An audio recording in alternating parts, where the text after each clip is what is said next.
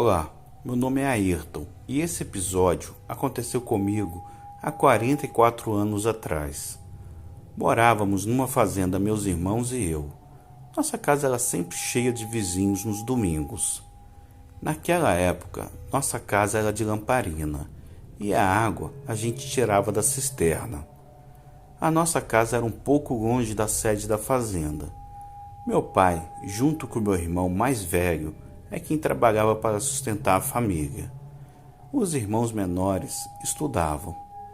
Certo dia, numa tarde de domingo, como já relatei anteriormente, a casa estava com muitas visitas e eu, juntamente com minha irmã e uma amiga nossa da redondeza, fomos na venda, termo usado antigamente para comprar balas. O estabelecimento ficava distante uns 2 quilômetros da nossa casa e tínhamos que passar por uma estrada estreita cercada de canas dos dois lados. Íamos felizes, caminhando, e tínhamos que pular uma cerca de arame farpado que delimitava as terras.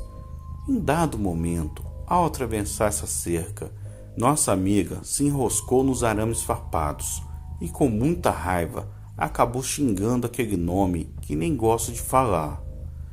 Ajudamos ela a se soltar e continuamos nosso caminho rumo à venda no intuito de comprar as balas.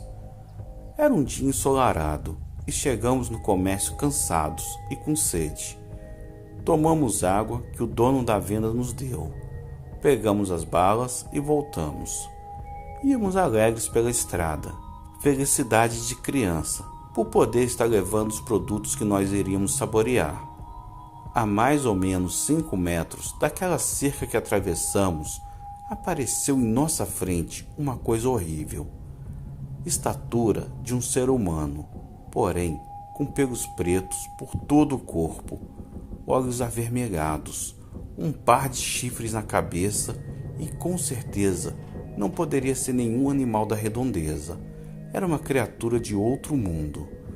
Quando avistei aquilo bem na minha frente, eu gritei: "Meu Deus do céu!" Como num piscar dos olhos, o bicho desapareceu. Nós ficamos desesperados e quando fomos passar novamente por aquela cerca, eu atravessei primeiro, em seguida minha irmã e logo após nossa amiga. A coisa reapareceu e atacou a moça. Ela conseguiu se soltar da criatura e saímos gritando pela estrada fora, deixando para trás chinelos e balas. Foi um sufoco danado que me arrepio só de imaginar. Chegamos chorando em nossa casa e entramos aflitos para dentro. Diante daquela situação, as pessoas vieram ao nosso encontro, perguntando o que havia acontecido. Pedimos água para beber para que acalmássemos e depois relatamos o fato para todos. Por incrível que pareça, ninguém acreditou em nós. Diante de tantas coisas estranhas que aconteceram comigo naquele lugar, como a aparição de um nego d'água, outro mistério muito grande da época, esse, sem dúvida, foi o pior de todos. Acredito que coisas como essas eram verdadeiras, pois os antigos tinham muitas crendices. Eu já ouvi vários relatos, inclusive de meus pais, de assombrações na redondeza. Hoje moro numa cidade de médio porte e vez ou outra ainda vou na roça, onde fomos criados, e passo por aquele local. Não é mais o mesmo, mas traz ainda as lembranças desse dia. A casa em que fomos criados hoje está em ruínas. A saudade daquele tempo é muito grande. Meus pais já foram morar com Deus. Minha mãe amava o local e nunca se conformou em vir morar na cidade. A gente sempre ouvia histórias estranhas das fazendas vizinhas. Constantemente tinha festas nos sítios próximos e durante a caminhada íamos contando causos acontecidos com outras pessoas. Nossa vida na roça era um pouco sofrida, mas éramos felizes com pouco conforto e muita fartura. Papai sempre foi um homem bravo e sistemático e não acreditava nas histórias sobrenaturais. Mamãe sim, tinha muito medo de qualquer fato semelhante e mandava a gente bater na boca quando falávamos alguma coisa diferente. Nos dias de calor e lua clara, sentávamos lá fora e ficávamos conversando até tarde. Não tínhamos medo de nada, até o dia em que o episódio aconteceu. Fica aqui o meu conselho para aquelas pessoas que por qualquer motivo começam a xingar. A nossa boca é bênção ou maldição. Aquilo que a gente fala às vezes acontece. No caso em questão, nossa amiga chamou pelo coisa e ele apareceu bem no lugar que ela xingou. Se você é dessas pessoas que sempre soltam palavrões, tome cuidado, pois clamar o nome do Senhor é e será sempre a melhor solução. Um abraço a todos do canal e uma boa noite.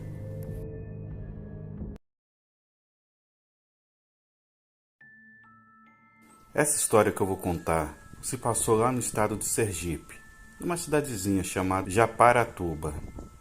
Tinha um rapaz de nome José que trabalhava numa firma que prestava serviço à Petrobras, numa cidade vizinha. Todos os dias o caminhão vinha trazer os funcionários tarde da noite. Ele e os outros colegas eram deixados na porta de casa. Um certo dia, apenas José foi trabalhar, porque os outros adoeceram e não foram trabalhar. José bateu 2 vezes na cabine do caminhão e disse: "Amigo, pode me deixar aqui na praça, em frente à igreja?" O motorista, preocupado, perguntou: "Você tem certeza que não quer que eu te leve em casa?" Ele respondeu: "Pode ir embora, agradeço." José desceu do caminhão, colocou a mochila nas costas e caminhou rapidamente pelas ruas de paralelepípedo. Quando chegou na frente da igreja, ouviu um som saindo de lá. As luzes estavam acesas. Viu também uma multidão de pessoas cantando um cântico fúnebre, um caixão e um padre celebrando uma missa. José se arrepiou dos pés à cabeça e se perguntou: quem será que teria morrido? O relógio da igreja marcava mais de meia-noite. Ele ia andando e olhando para trás, já que sua casa ficava na rua do cemitério, a 15 minutos dali. Muito trêmulo, ele olhou para trás novamente, quando viu um enterro vindo em sua direção. Os olhos arregalaram-se, as mãos suadas, deixou para trás o que levava e, desesperado, correu como um louco pelas ruas mal iluminadas da cidade. Quando estava chegando perto de sua casa, olhou para trás e o enterro foi desaparecendo na porta do cemitério. Bateu na porta de casa e abriram para ele entrar. Parecia que ele tinha tomado um banho. Contou tudo para a família e eles acreditaram, porque só havia relatos assim dos mais antigos. José prometeu nunca mais ficar pelo meio do caminho na volta para casa e nunca iria esquecer a aflição que passou.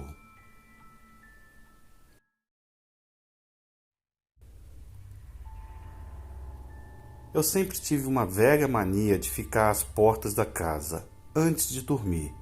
Mesmo se tivesse certeza de ter trancado, eu verificava várias vezes. É quase o que alguns chamam de toque. Mas teve um certo dia que eu cheguei do trabalho, tomei banho, comi alguma coisa e fui assistir séries na Netflix, no meu quarto, até o sono chegar. Não me lembro se tinha trancado a porta, mas como eu tinha sempre o costume de verificar as portas, eu deixei para fazer isso antes de dormir.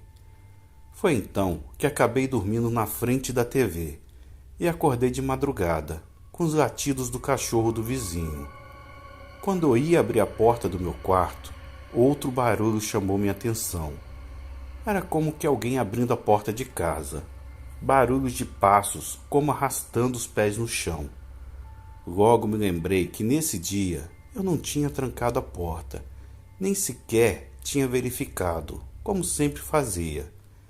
Peguei o telefone, pensando em ligar para a polícia, mas quando abri a porta do meu quarto, eu vi o que tinha entrado na minha casa. e o horror tomou conta de mim, e desejei 1000 vezes que fosse algum bandido entrando para roubar. Era uma criatura de aspecto humanoide, alta, e tinha braços tão longos e extremamente anormais que se arrastavam no chão. Fiquei paralisado por um momento, até voltar a si, e tranquei a porta do meu quarto bem devagar. Fiquei olhando pelo buraco da fechadura o que aquilo poderia fazer. A criatura andou pela minha sala e cozinha, como se estivesse procurando alguém. Não estava muito escuro por causa das luzes da varanda. O seu aspecto era horrível. Além de ser corcunda, com braços arrastando-os pelo chão, seu rosto tinha olhos fundos, uma boca enorme, como se o maxilar estivesse solto e pendurado, e do seu corpo parecia escorrer um tipo de fluido marrom que deixava rastro pelo chão e exalava um fedor que nunca tinha sentido em minha vida. Aquela coisa tentou se aproximar do meu quarto, colocou a mão na tranca da porta, tentando abrir, mas não conseguiu. Eu fiquei paralisado, rezei para que eu pudesse sobreviver àquela situação. Depois de alguns minutos, que pareceu séculos, eu olhei de novo pelo buraco da fechadura e vi a criatura ir embora, pela porta que estava aberta. Eu não sei se peguei no sono ou desmaiei, mas ao acordar de manhã, desejei que tudo aquilo fosse um pesadelo, até chegar à sala e ver os rastros do líquido marrom deixado pela criatura. Não sei até hoje que diabos era aquilo, se era um espírito maligno. Mas espíritos malignos não precisam abrir portas para entrar, eles atravessam as paredes. Uma mutação genética? Eu não sei, poderia ser alienígena. Só sei que hoje eu nunca vou dormir sem antes verificar se a porta está realmente trancada.